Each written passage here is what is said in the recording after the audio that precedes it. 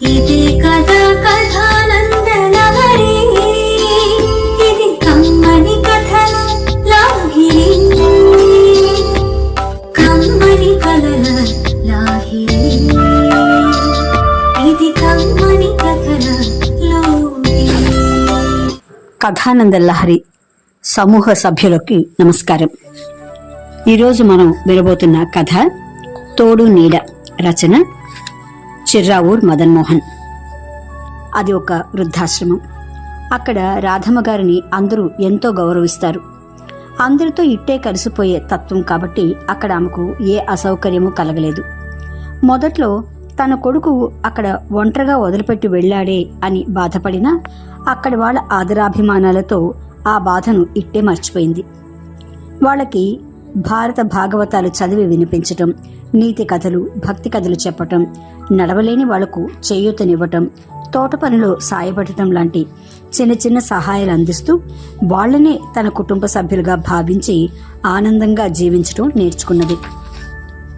తలలో నాలుకగా మెదులుతున్న రాధమ్మగారు వెళ్ళిపోతున్నదన్న విషయం అక్కడ సభ్యులందరికీ దావానంలో పాకి అంతా ఆమె చుట్టూ గుమిగూడారు. రాధమ్మగారు, మీరు లేని ఈ ఆశ్రమాన్ని ఊహించలేకపోతున్నామండి అని ఒకరంటే, మీ అబ్బాయి ప్రేమలో పడి మమ్మల్ని మర్చిపోతారా? అంతకంటే మాటలు రాక రోజూ పూజ చేసుకుంటున్న వెంకటేశ్వర స్వామి పటాన్ని తెచ్చిచ్చి మీరెక్కడున్నా చల్లగా ఉండాలి అని నమస్కరించారు. అది చూసి అక్కడున్న వాళ్లంతా ఎవరి దగ్గర ఏముంటే వాటిని ఆమెకు ఇవ్వటం మొదలుపెట్టారు. ఆఖరికి దగ్గు కోసం కొనిపెట్టుకున్న తాటి బెల్లం, పటిక బెల్లం, ఎండు ద్రాక్ష లాంటివి కూడా భగవంతుడికి సమర్పించినట్టు ఆమె చేతిలో పెట్టి నమస్కరిస్తూ ఉంటే ఆమె కళ్ళు ధారాపాతంగా కన్నీళ్లు కార్చడం మొదలుపెట్టాయి. అరే, ఇంకా వీడితో కబుర్లు చెబుతూ ఇక్కడే కూర్చున్నావా? త్వరగా నీ సామాను తీసుకురా, మన ఇంటికి వెళ్ళిపోదాం.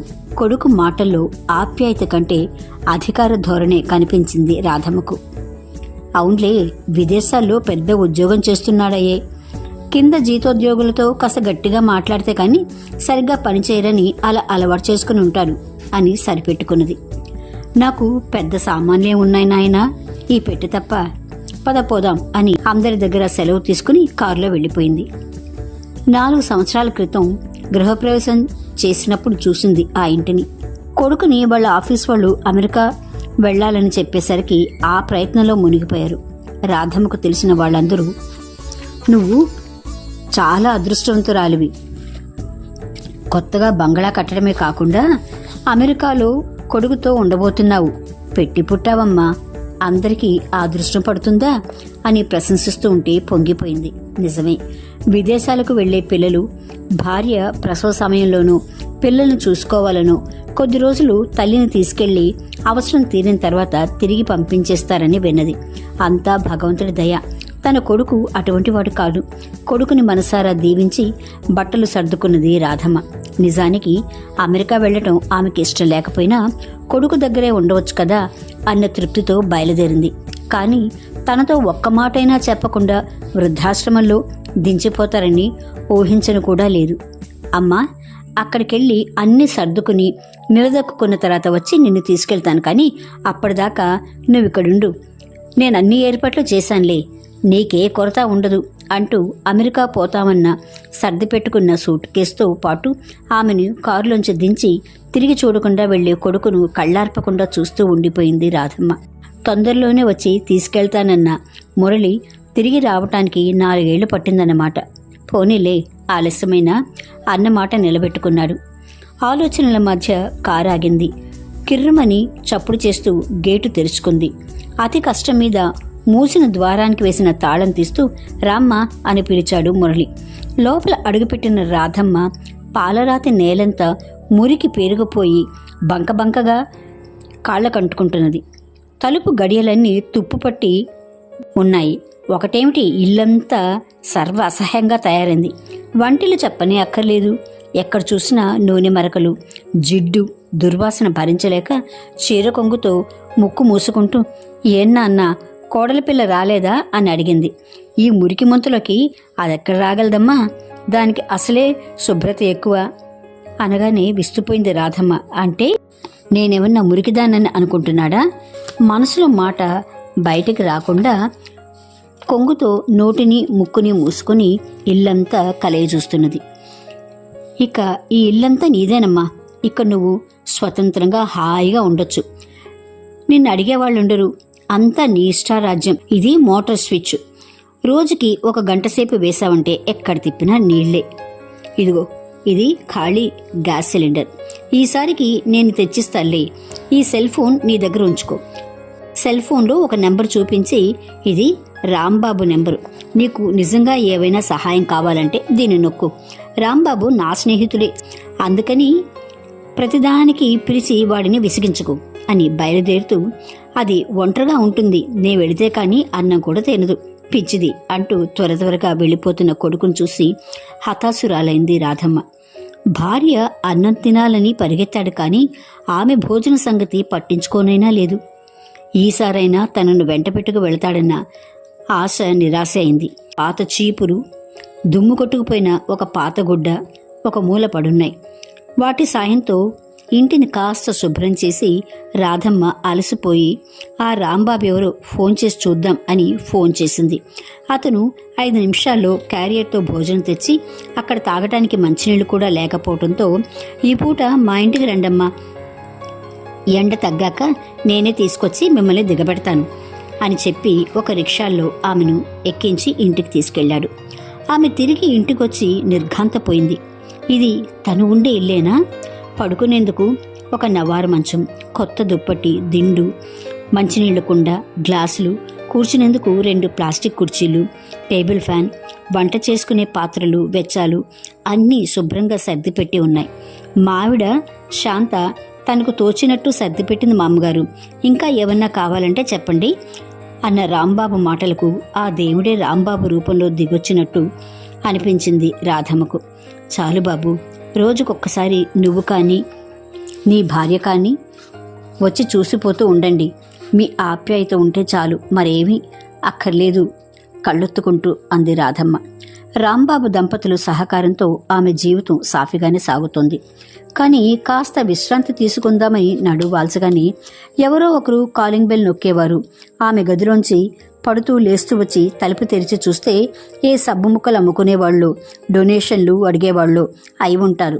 ఒకరోజు మోటార్ చెడిపోతే, ఒకరోజు కరెంటు ఫ్యూజ్ పోతుంది, ఒకరోజు స్టవ్ వెలగకపోతే, మరొక రోజు కాలువలు అడ్డుకుంటాయి.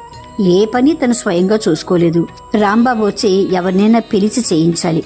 ఏదో ఆమె భర్త పెన్షన్ డబ్బులు వస్తున్నాయి కాబట్టి అవసరాలు గడిచిపోతున్నాయి. ఇంత పెద్ద ఇంట్లో ఒంటరిగా ఉండటం ఆమెకి చాలా కష్టంగా ఉంది. వృద్ధాశ్రమంలో ఉన్నన్నాళ్ళు ఒంటరితనం అంటే ఏమిటో తెలియక గడిపిన ఆమెకి సొంత ఇంట్లో ఒంటరితనం భరించరానిదిగా తయారైంది. ఒంటరిగా ఉన్న వాళ్ళ మీద జరిగే అత్యాచారాలని ఆ నోట ఈ నోట వింటున్న ఆమె అన్ని తలుపులకి తాళాలేసి పడగది, వంటిల్లు మటుకు వాడుకుంటోంది.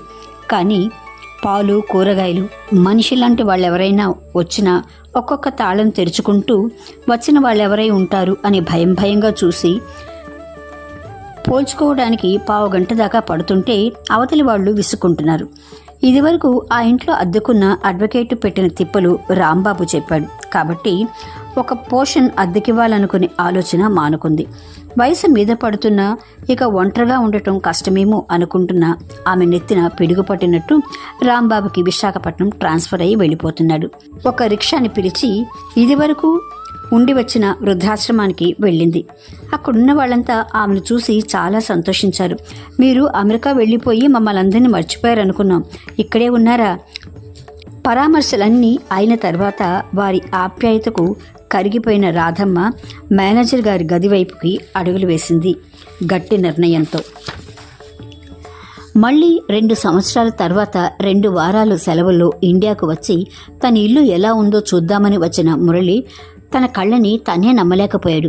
ఇంటి ముందు కళకళలాడే పూలతోట, పచ్చగడ్డి లాన్, చక్కటి రంగులతో శుభ్రంగా ఉన్న ఇనపగేటు, కిటికీ, గ్రిల్స్, గోడలు, అద్దాలు, వరుసగా కుర్చీలు వేయించిన వరండా, హాల్లో తివాచీ ఒకటేమిటి, ఇది తన ఇల్లేనా అని ఆశ్చర్యపోయి చూస్తున్న మురళిని రాబాబు అలా నిలబడిపోయామే, లోపలికి రా అని ఆప్యాయంగా పిలుస్తూ వచ్చింది రాధమ్మ.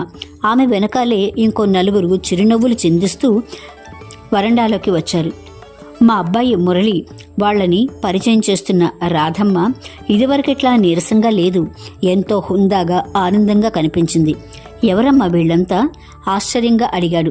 నా శ్రేయోభిలాషులు నాన్న. మురికి ముంతలా పాడైపోతున్న నీ ఇంటిని ఒంటరితనంతో బిక్కుబిక్కుమంటూ కాలం గడపవలసి వచ్చిన నా జీవితాన్ని కాపాడుకోవటం, నాలాంటి ఒంటరిగా బాధపడుతున్న కొందరిని తోడు చేసుకుని కలిసికట్టుగా హాయిగా నిర్భయంగా జీవిస్తున్నాం మేమంతా. ఖర్చులకు పోను నెల నెల కొంత పైకం బ్యాంకులో వేసుకుంటున్నాం.